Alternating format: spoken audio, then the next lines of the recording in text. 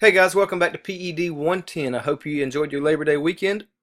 We're gearing up for Chapter 2 now. So, quick recap. In Chapter 1, we discussed wellness, and I really emphasized the fact that wellness is much more than just our body, it's more than physical health. We must be intentional about taking care of ourselves holistically. And with that, I mean, we must be mindful of our spiritual health, our social health, mental and emotional health, and just making sure that we are truly living a life of wellness. Then, Chapter 12, we got into the special considerations. So, backing up to chapter 1, we talked about behavior change. And so at this point, we're adding physical activity to our life, in particular if you were sedentary previously. And so now, as we add physical activity and exercise, we must be mindful of special considerations to remain safe during that physical activity and exercise. Things like the weather, proper equipment, your current fitness and health levels.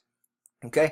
And now at chapter 2, this is really the area where people pay personal trainers to get the information they need. So you're paying someone else to create a workout plan for you. Well, you won't have to do that anymore. Once you read this chapter, you're going to understand what it means to develop an effective workout program. So this is going to give you the guidelines or the general principles of exercise for health and fitness. Things like overload, meaning you work your body harder than it's used to. Progression, meaning you continue to build on that overload over time.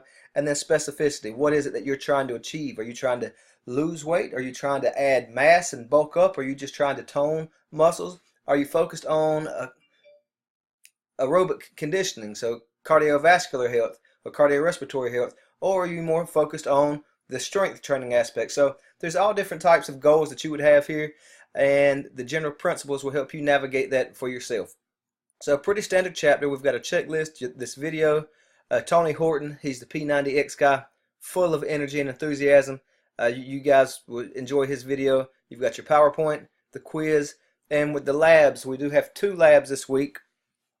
I'll check on them real quick. So in 2.2, it's going to help you identify the areas that you may want to target in terms of physical activity and exercise. And so it's key that you identify things that you enjoy. Okay, it doesn't have to be a structured exercise regimen. It could just be activities that you participate in that you don't really realize that you're getting a workout.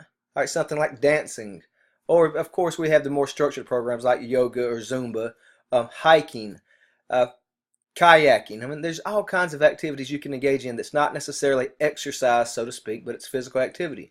And then on 2.4, it helps you identify barriers, because let's face it, especially early on, as we're trying to implement new behaviors into our life, we can identify all kinds of obstacles or potential barriers that will get in the way. Time is always an issue. I just don't have enough time in the day. And so I wake up at 5 o'clock in the morning so I can get my workout knocked out. Otherwise, I don't have enough time in the day. So we have to be creative and create opportunities for us to squeeze these new changes in. Okay, going back to the Moodle. All right, well, that's about it for this week. Like I said, a pretty standard week. You guys have been great with the physical activity monitoring reports. Remember, on your checklist, make sure your bar is completely green or you're missing something. And sometimes it's just as simple as you clicking on a link and it gives you credit for it. Okay? Guys, take care, live well, and know that I'm here for you. Have a good week.